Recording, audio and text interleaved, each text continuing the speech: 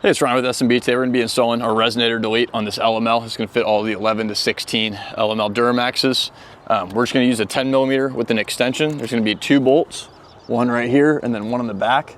So come in and grab this one first.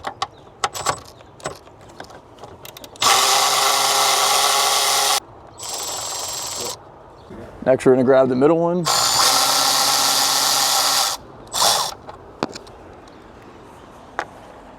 And then forwards. So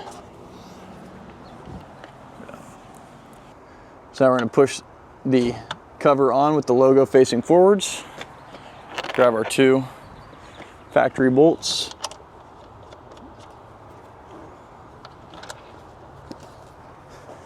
And then tighten these down.